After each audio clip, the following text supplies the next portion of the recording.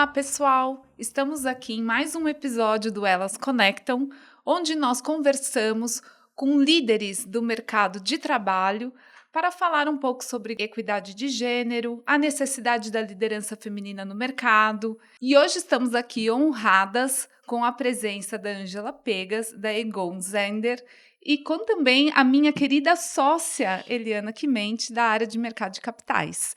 E nós vamos conversar sobre a importância da liderança feminina e como chegar até lá, aproveitando a experiência da Ângela, que tenho certeza que vai nos enriquecer muito. Bem-vinda, Ângela. Obrigada, Eli.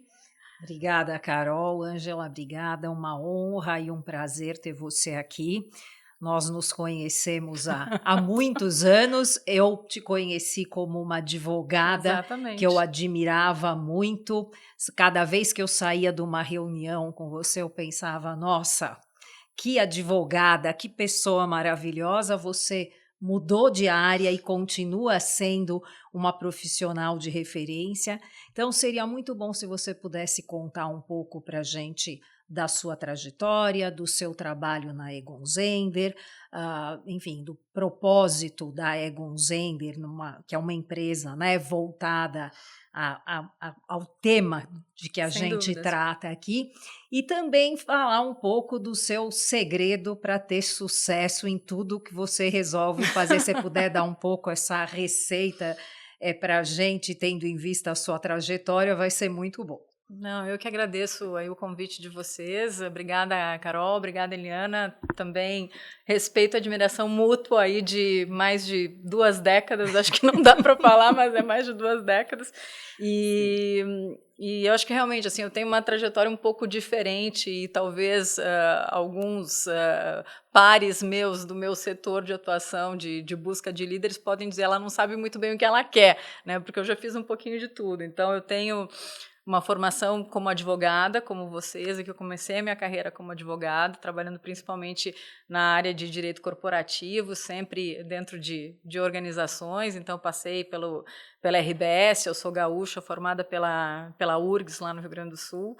Aí, depois da RBS, decidi ter uma mudança aí de carreira. Eu acho que eu sempre fui uma pessoa muito curiosa e eu queria explorar um pouco dos meus limites. Acabei, ao invés de fazer o trajeto tradicional, que é ir para um LLM, eu fui fazer um MBA em Kellogg, e aí eu queria ir para aquilo que era o mais glamuroso na minha cabeça, no meu ponto de vista. Eu queria ser investment banker em Wall Street.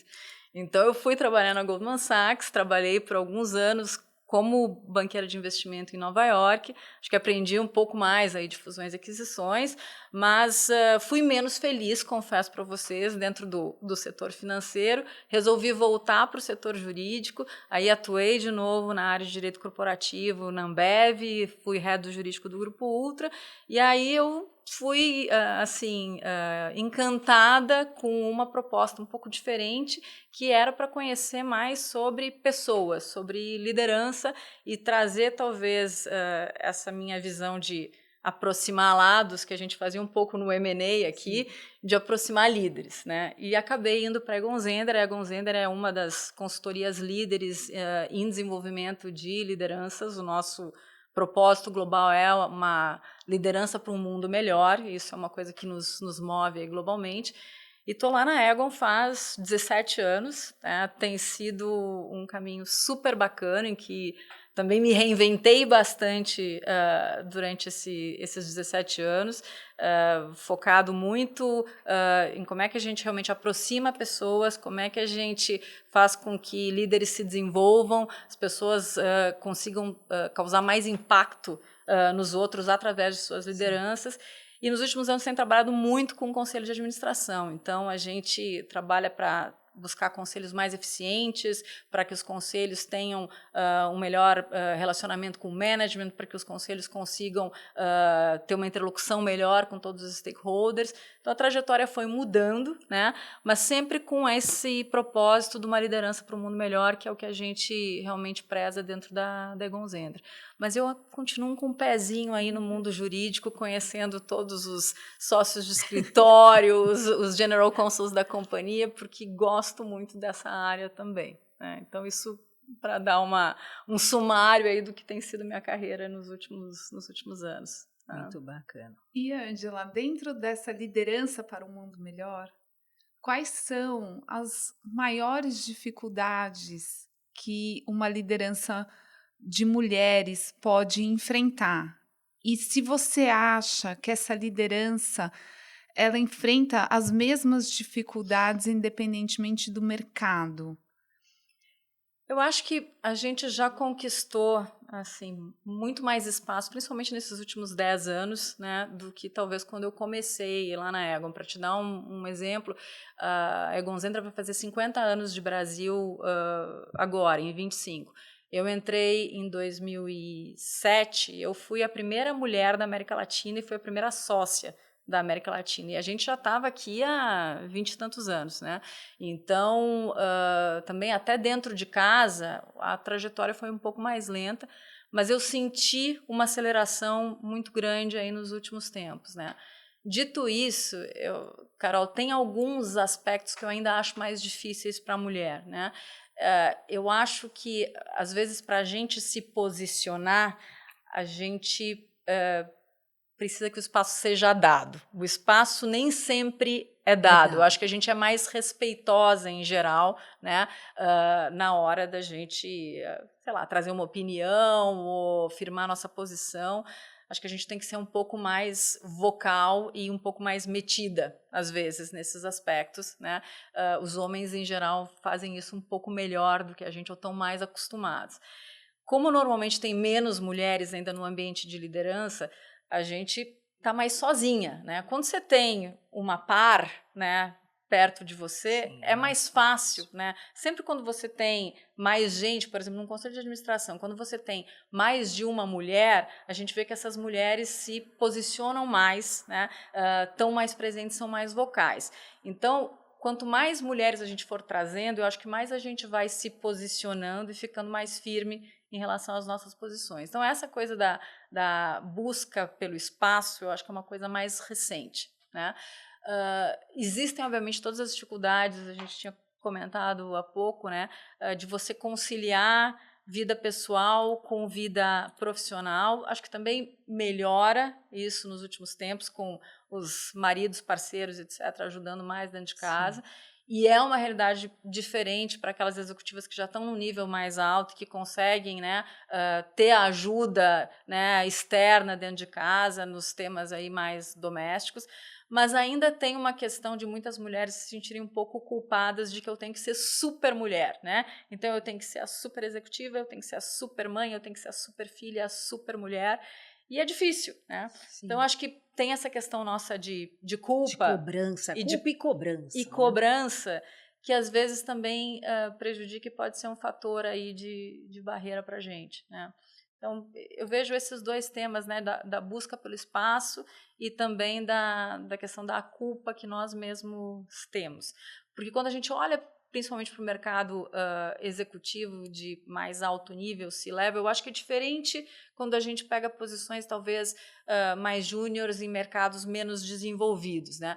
Mas no mercado executivo C-level tem uma busca maior por lideranças femininas já, tem um entendimento, né, de como as mulheres conseguem contribuir com um olhar diferente e super importante, né, para os diferentes mercados. Então, tem muito mais espaço, né? Às vezes a gente não toma aquele espaço para a gente, acho que a gente pode ser um pouquinho mais metida, como eu digo, nesse aspecto. Não, acho que a mulher precisa saber que o caminho para ela algumas vezes é mais difícil. É mais difícil. Então ela tem que também ser mais combativa se o caminho é mais difícil, né? Concordo. Mas pegando o gancho, o próximo tópico que a gente queria abordar é justamente a dificuldade, muitas vezes, na conciliação, especialmente da maternidade com a carreira profissional, né? E como é que você tem visto, Ângela, no mundo corporativo, as empresas em relação a esse tema? Você tem visto que a tendência é por uma maior flexibilidade, talvez até com o próprio home office, né? Acho que em alguns aspectos melhoraram, mas queria ter um pouco da tua percepção sobre como as mulheres estão lidando com essa conciliação. Eu acho que melhorou bastante. Eu acho que a pandemia, um lado bom, foi essa história de ter mais flexibilidade em poder trabalhar de casa. Eu acho que isso facilitou a vida de muitas mães, embora às vezes quando você está em casa com as crianças, elas te consomem também bastante, né? Mas eu acho que sim, tem uma flexibilidade maior, né? Acho que também essa importância que se vê de ter uma visão feminina, né, dentro das organizações, nos papéis de liderança, também ajuda, né? Acho que muitas empresas têm programas muito bacanas para mães, né? Então, tanto horários flexíveis, quanto espaços de convivência, quanto você realmente está aberto a fazer caminhos diferentes, né, de crescimento na sua carreira. Acho que tudo isso tem ajudado bastante. Mas a gente fala muito do home office, né? A questão da presença física e de você ver e ser vista ainda é muito importante, né? Então, sim, a gente tem que tomar vantagem desse aspecto aí da flexibilidade, mas as alianças internas dentro de uma organização, né? Você está realmente presente nos momentos que tem que estar presente, ainda é muito importante, né? Então, conte com a flexibilidade de uma agenda, talvez, de home office, quando precisa, mas saiba ver aqueles momentos que eu estar lá próxima é importante para as pessoas entenderem o quão crucial eu sou para a organização também, né? E aí, obviamente, ter as oportunidades de crescimento que talvez antes eram mais restritas para os homens. O famoso ver e ser visto. É importante. E vai tanto para as mulheres quanto também para as lideranças mais jovens, né? Assim, uma das dificuldades maiores que a gente tem visto, né, é que talvez os jovens tenham tido uma maior dificuldade desta volta ao escritório, né? Porque se acostumaram a trabalhar remoto e a coisa anda, a verdade é que a coisa anda, né? Só que aquele espelho que você tem naquela pessoa que está sentada próxima a você, ou bater na porta do sócio aqui do Machado Meyer e pegar uma opinião, ou um conselho, ou um feedback face to face, tem um valor que quando você está atrás da tela de um computador, é mais difícil de você realmente ter essa sensibilidade, né? Então, acho que tanto para as mulheres quanto para as pessoas mais jovens de outras gerações, estar próxima e aprender com os exemplos, né, no dia a dia, não só através da tela, é bem importante. E um lado também que distante é muito mais difícil você capturar a cultura de uma organização, né? Porque se você está longe, então essa parte também é uma que é muito impactada pelo home office. Né? Sem dúvida alguma. E a resiliência, né? Vamos combinar que todo dia você acordar, arrumar assunto no elevador, que roupa eu vou colocar, o trânsito, essas pequenas dificuldades que a gente tenta desligar no home office são pequenas resiliências diárias que nos ajudam no enfrentamento, às vezes, das mais complexas. De outros desafios. Sem dúvida. Sem dúvida. E as oportunidades que surgem pelo simples fato de você estar no local de trabalho. Né? Não, essa questão da cultura que você fala, né? Para você realmente vivenciar a cultura de uma organização, você tem que andar pelos corredores, né? Você tem que conhecer as pessoas dos mais diferentes níveis, né? Ter as conversas, criar uma afinidade fora daquele momento que você está escrevendo a legal opinion ou só falando com o cliente, né? Então, isso é bem fundamental. Então, ver e ser visto, conquistadoras. Sim. Mas considerando também o segmento da Egon, que ajuda as empresas a encontrar lideranças femininas, quais mais conselhos você acha que são interessantes para você conseguir aquele posto que você gostaria, aquela vaga ou aquela promoção?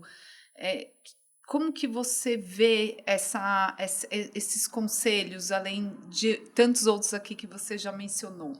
Eu acho que para todos nós aí, homens e mulheres, assim, um dos aspectos para a gente que é mais importante quando a gente identifica potencial nas pessoas é o quão curioso ou curiosa essa pessoa é.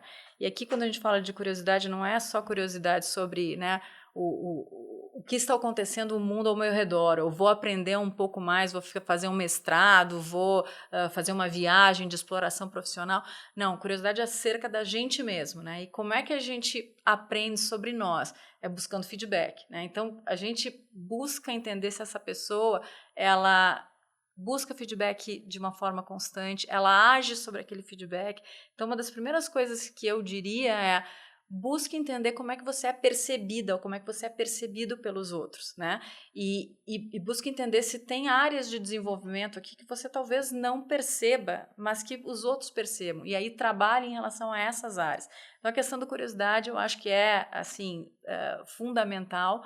Entender como é que você engaja com os demais, né? Então, às vezes a gente pode ter uma maior dificuldade de se conectar emocionalmente com as pessoas.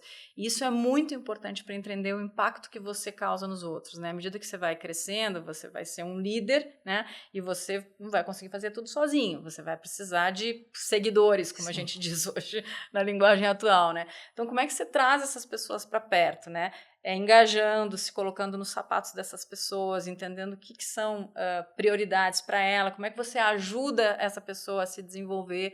Então, tudo isso, né, capacidade de engajamento, o lado de curiosidade, o quão determinado você é em relação aos seus objetivos e persegue esses objetivos, né, e tem eles claros, né, e também, obviamente, o teu lado intelectual, são coisas que podem alavancar muito a tua habilidade de crescer dentro de uma organização. Então, eu diria, presta atenção nesses temas, né, quão curioso você é, quanto você engaja as pessoas, né? O quanto que você realmente entende o macro e o micro, né, de um cenário, e o teu nível de determinação e resiliência para perseguir obstáculos. Acho que isso é bem importante.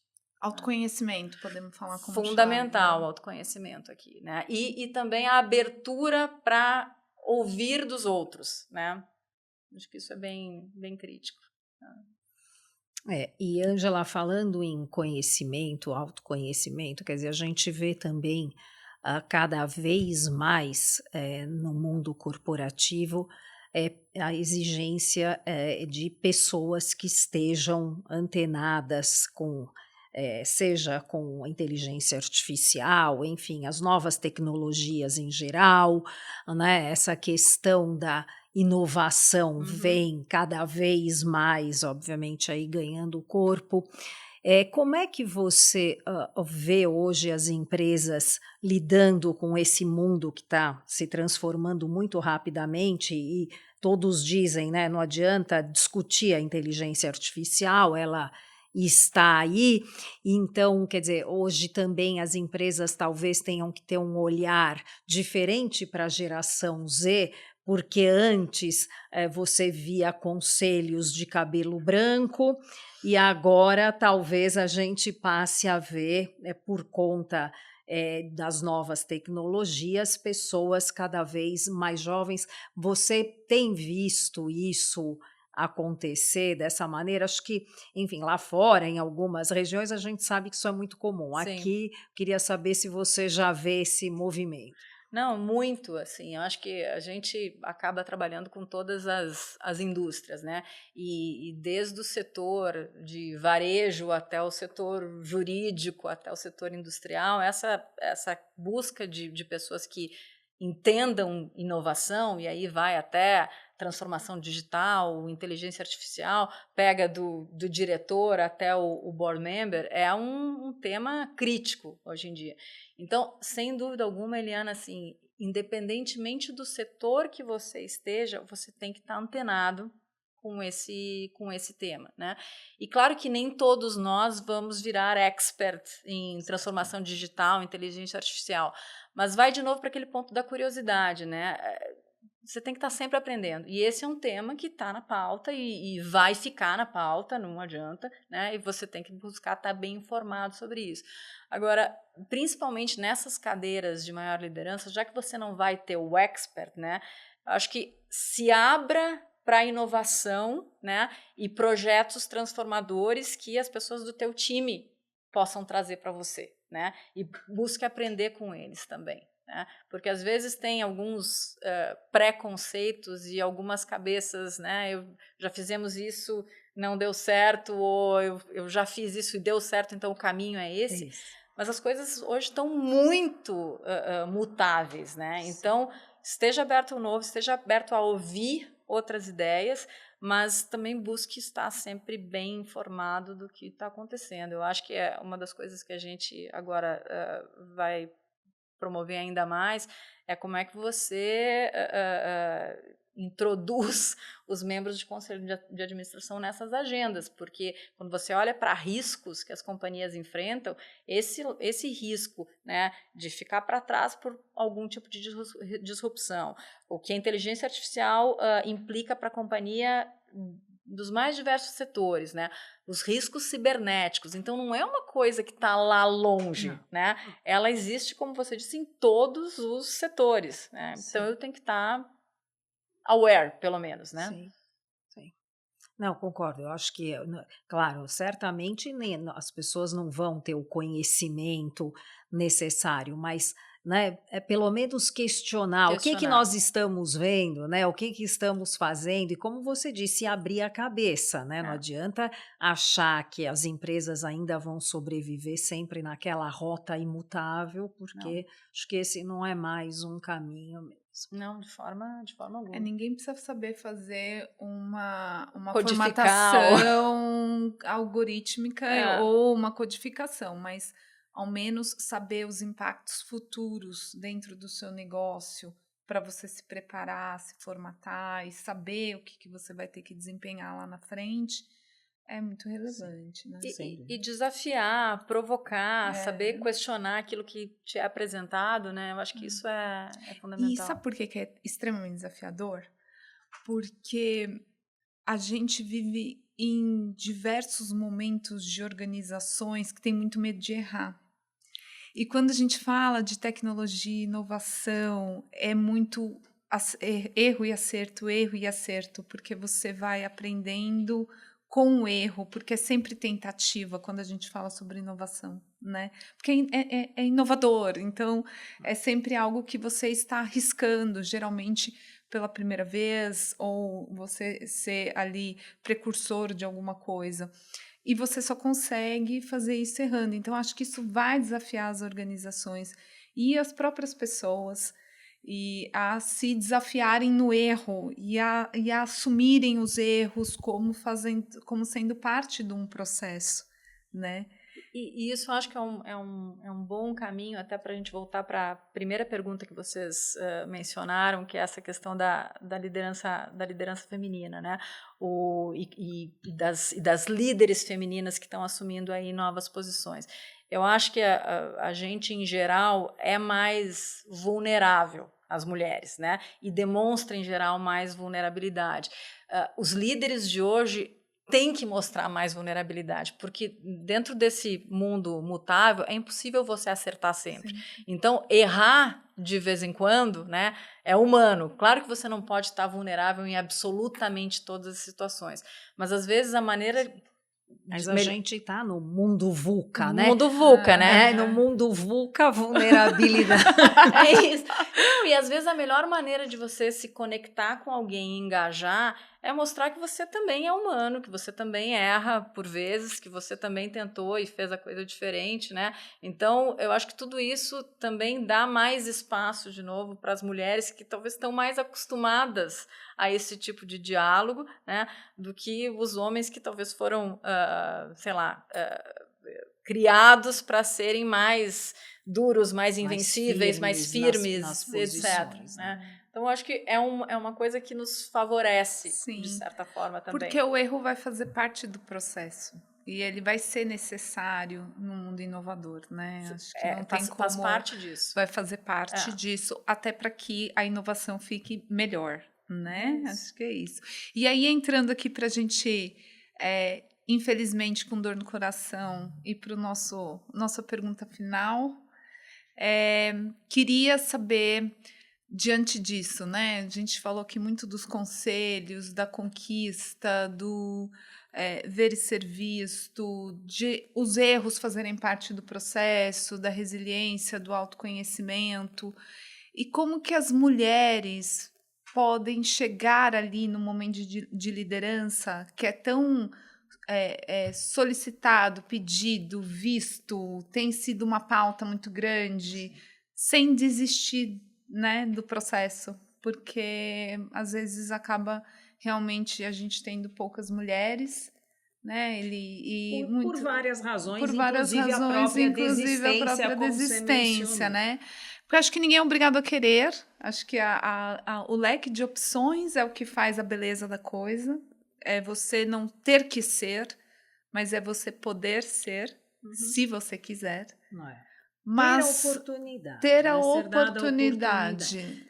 Carol, pegando o gancho nesse seu ponto, queria aproveitar, já que a nossa última pergunta é aproveitar ao máximo da Ângela aqui.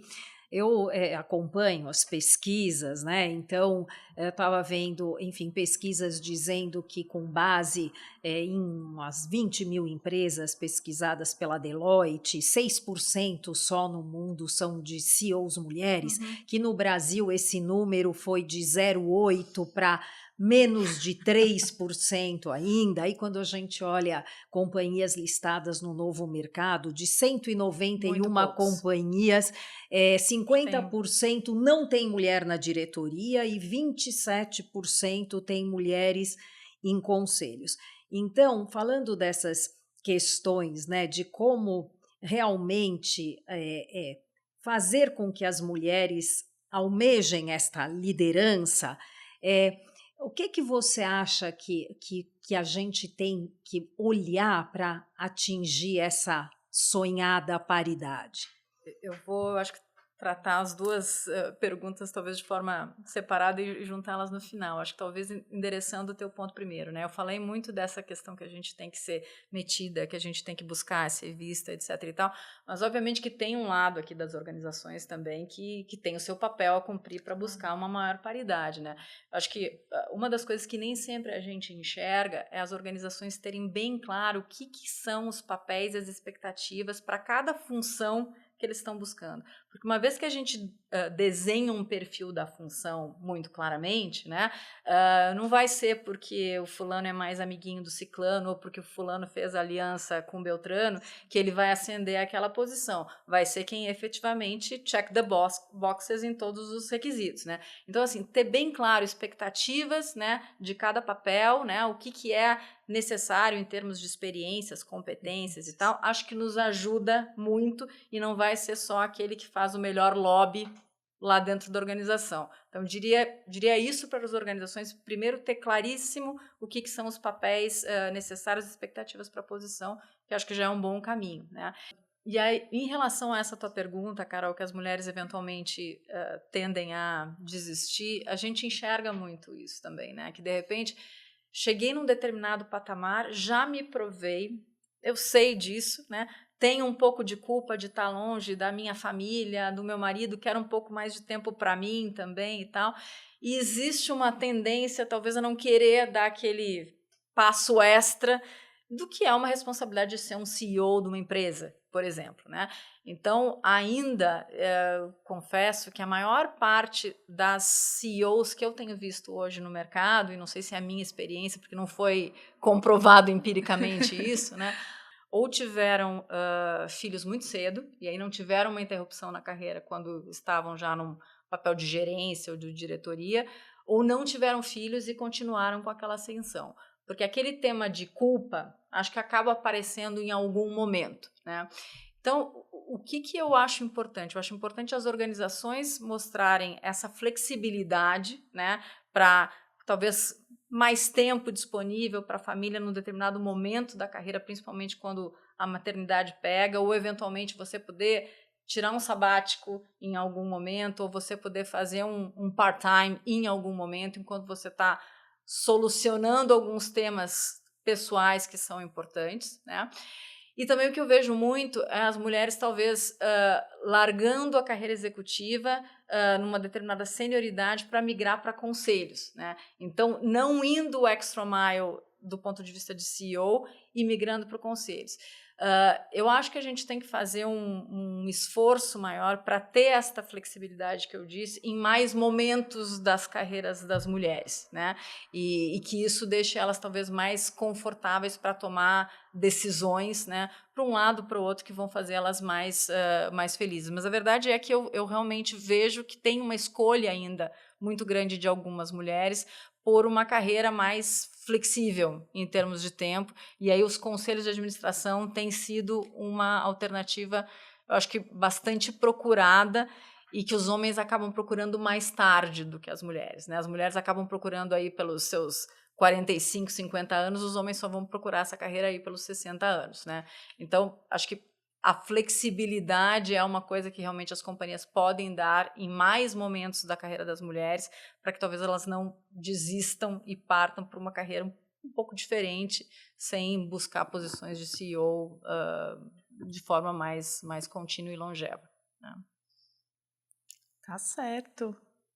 Eli. Bom. Não, muito bom. Muito Ângela, para como pensar. disse a Carol, uma pena, não é? Seria ótimo estender aqui, ouvir você por muito mais tempo, mas queria mais uma vez agradecer a sua presença. É sempre muito bom ouvir você, a sua experiência, enfim, muito enriquecedor de verdade. Muito obrigada pela participação no nosso videocast. Eu que agradeço. Obrigada, Ângela. Acho que foi incrível, ajuda a todos e todas, né? Porque acho que tudo que você falou não só vai ajudar as mulheres, embora que a gente esteja dentro de um episódio do Elas Conectam, mas a gente percebe o quanto é enriquecedor alguém que traz bastante informação para os jovens, para carreiras de todos também. Então, muitíssimo obrigado. Seu tempo é de ouro, seus conselhos são maravilhosos, né? São, sem dúvida nenhuma. Não é? E esperamos te ver em breve. Não, e o prazer estar aqui com vocês nessa firma que eu admiro pra caramba e que acompanho muito tempo, como já fui cliente, vocês já foram nossos clientes também, então é super bacana estar aqui com vocês. Super obrigada pelo convite. Obrigada. E vamos para o próximo episódio, né? Quem será? Obrigada, viu, Eli? Obrigada, Carol.